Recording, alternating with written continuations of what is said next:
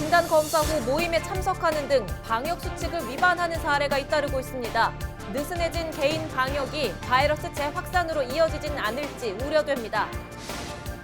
2018 평창 동계올림픽의 감동을 재현할 평창올림픽 기념관이 다음 달 개관합니다. 올림픽의 가치와 이념을 전달하는 공간으로 거듭날 수 있을지 주목됩니다. 2021년 새해를 맞아 도내시군추 현안과 정책 방향을 들어보는 신년 인터뷰. 이번 시간에는 이재수 춘천시장에게 주 현안과 시정 방향을 들어봅니다. 공짜 라운딩과 돈 내기 골프를 했다는 의혹이 제기된 평창 알펜시아 리조트 임직원들에게 중징계가 내려졌습니다. 강원도 개발공사는 절차상 흠결이 있었다고 판단했습니다.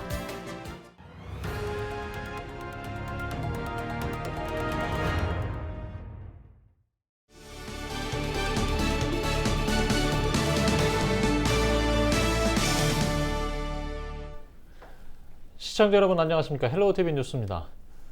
백신 공급 계획이 전해지고 있지만 집단 면역이 생기기까지 많은 시간이 더 필요한데요. 코로나19 진단 검사 후 모임에 참석하는 등 방역 수칙을 위반하는 사례가 잇따르고 있습니다. 모두가 힘겨운 시간을 보내고 있는 가운데 이렇게 느슨해진 개인 방역이 또다시 바이러스 확산을 초래할까 우려됩니다. 박건상 기자가 보도합니다. 15일 자정 기준 강원도 코로나19 누적 확진자는 1,502명, 자가격리자는 1,500명이 넘습니다. 지난 연말 확진자 증가 추세가 주춤해지면서 이달에는 하루 평균 10명 내외로 진정세를 보이고 있습니다. 하지만 아직 안심할 수는 없는 상황. 문제는 일부 확진자들이 증상 발현에 따른 진단검사 후에도 각종 모임에 참석하는 등 방역수칙을 위반하는 사례가 속출하고 있다는 겁니다. 강릉에서 지난달 확진 판정을 받은 60대 A씨는 검사 후 볼링 모임에 참석하고 지인들과 저녁 식사를 한 것으로 드러났습니다. 또 다른 강릉 확진자 B씨도 검사 후 찜질방을 방문했습니다. 결국 B씨와의 접촉으로 650여 명이 검사를 받아야 했고 자가격리자도 10명에 달했습니다. 이 밖에도 병원과 약국을 방문하거나 지인 접촉 등의 사례가 잇따르고 있습니다. 검사 받고는 바로 어디 들리지 마시고 바로 귀가해 주셔야 됩니다. 그런 분들이 누구를 만남으로 인해 가지고 혹시나 이렇게 감염을 시킬 우려가 있기 때문에 검사를 받는 분들께서는 결과가 나올 시까지 꼭 집에 머물러 주시기를 당부드리겠습니다. 일부 느슨해진 개인 방역은 코로나19 재확산과 경기 침체 장기화의 우려를 높입니다. 다음 달 백신 접종이 시작돼도 집단 면역이 형성되기까지는 시간이 필요하고 거리두기에 따른 시민들의 불안과 불편은 이어질 수밖에 없기 때문입니다. 다소는 싫어한 것지만 같이 하는 국민으로서 다 동참을 해줘야지만 되지. 자기 개인의 그 불편함을 좀 해소하기 위해서 개인 행동하는 것은 좀 못마땅하지요. 코로나19의 장기화로 높아진 피로감, 모두의 노력이 물거품되지 않기 위해서는 방역수칙 준수에 대한 자발적인 동참이 중요합니다. 헬로티비 뉴스 박건상입니다. 공짜 라운딩과 돈 내기 골프를 했다는 의혹이 제기된 평창 알펜시아 리조트 임직원들에게 감봉 3개월 등 중징계가 내려졌습니다. 강원도 개발공사는 15일 최근 문제가 불거진 공짜 라운딩 등과 관련한 감사 결과 알펜시아 리조트 임원 2명에 대해 감봉 3개월의 중징계를 내렸다고 밝혔습니다. 또 알펜시아 직원 4명과 강원도 개발공사 직원 1명 등 총 5명에 대해서는 경고 조치했다고 덧붙였습니다. 공사는 업무적으로 적절한 점검 라운딩은 사전 계획을 세워 명확한 근거를 남겨야 하는데도 동반자 선정이나 절차상의 흠결이 확인됐다고 징계 이유를 밝혔습니다. 강원도가 코로나19 바이러스 극복을 위해 강원도 방역대책 추진단을 출범했습니다. 코로나19 업무 효율성을 높이기 위해 15일자 인사를 통해 구성한 방역대책 추진단은 감염병 관리과와 방역대응과로 구성했습니다. 특히 환자관리 인력을 2교대로 운영해 업무 부담을 줄이고 역학조사관 신규 채용과 백신 관리 등을 통해 방역 정책 수립과 현장 대응력을 높이기로 했습니다. 강원도는 이와 함께 집단 환자 발생 대응 등 추가 확산 방지를 위해 행정력을 모을 계획입니다. 도내 군사시설 보호구역 중 여의도 면적보다 넓은 3.94제곱킬로미터가 해제되거나 완화돼 재산권 행사가 가능해집니다. 강원도는 최근 열린 당정협의회에서 도내 군사시설 보호구역 중 제한보호구역 3.34제곱킬로미터를 해제하고 기존 통제보호구역 0.52제곱킬로미터를 제한보호구역으로 완화하고 0.08제곱킬로미터는 업무 협의를 지자체에 위탁하기로 결정했다고 밝혔습니다. 이에 따라 화천 상서면 노동리 93만 4천 제곱미터와 인제 북면 원통리 27만 6천여 제곱미터, 고성 간선읍 어천리와 토성면 청간리 212만 6천여 제곱미터 등은 재산권 행사가 가능해졌습니다. 또 철원군 근남면 마현리와 동송읍 이길리 등 통제보호구역에서 제한구역으로 완화된 곳들은 군부대와 협의를 통해 건축 등 재산권 행사가 일부 가능하게 됐습니다. 철원군 동송읍 장흥리 일대의 경우 지자체와 협의해 건축 등의 개발 행위를 처리할 수 있습니다.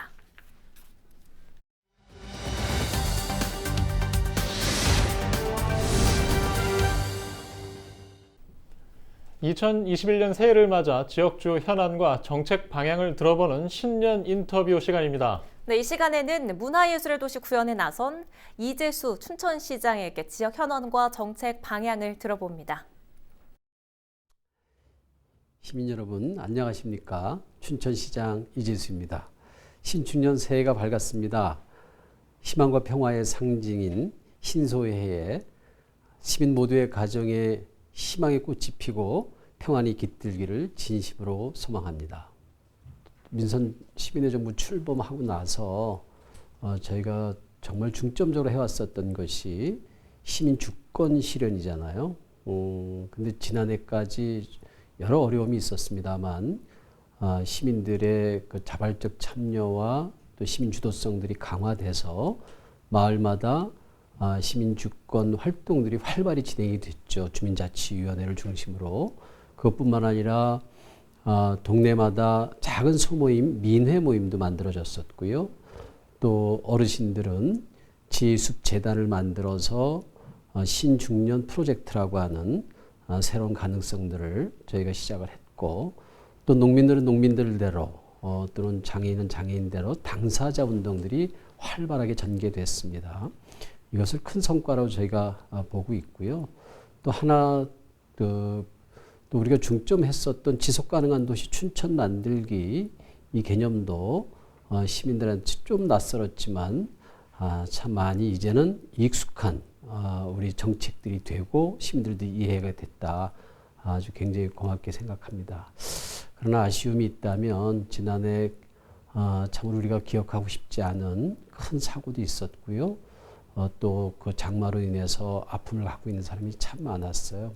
그 부분들이 상처가 빨리 치유되고 아물기를 진심으로 바랍니다. 역시 그 문화도시라고 하는 것은 저희한테 축복 같은 선물이었었어요.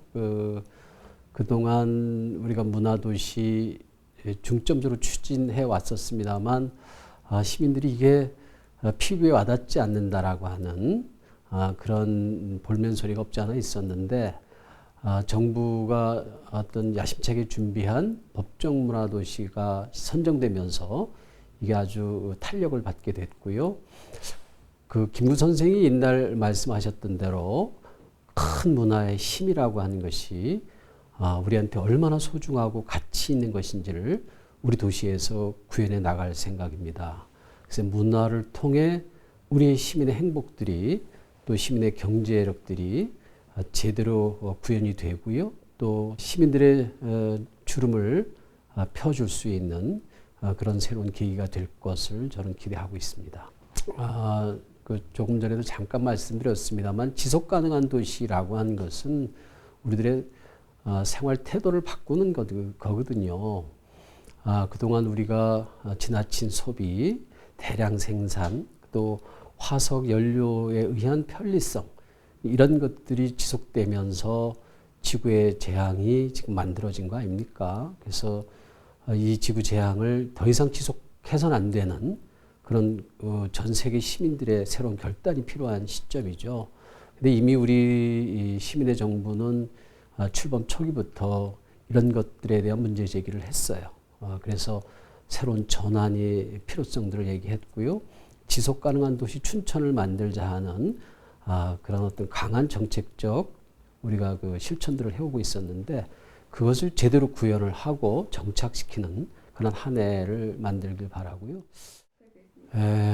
이제 어쨌든 어려움은 늘 생길 수가 있다고 봅니다. 그러나 그 어려움을 그냥 어려움으로 머물게 하지 않고 극복해내는 그 힘이 개인에게도 필요하지만 집단적으로 필요해요. 그렇게 함께 극복해내는 힘을 우리는 지역력이라고 했습니다. 그래서 우리는 경제력을 키우는 것보다 지역력을 키우는 게 더 중요하다는 말씀을 늘 해왔었고요. 그래서 올해는 그것이 분명해지는 그런 한 해가 됐으면 좋겠고 시민들 정말 가슴 활짝 펴고 한번 크게 웃고 서로 얼싸안는 그런 한 해가 됐으면 하는 바람입니다.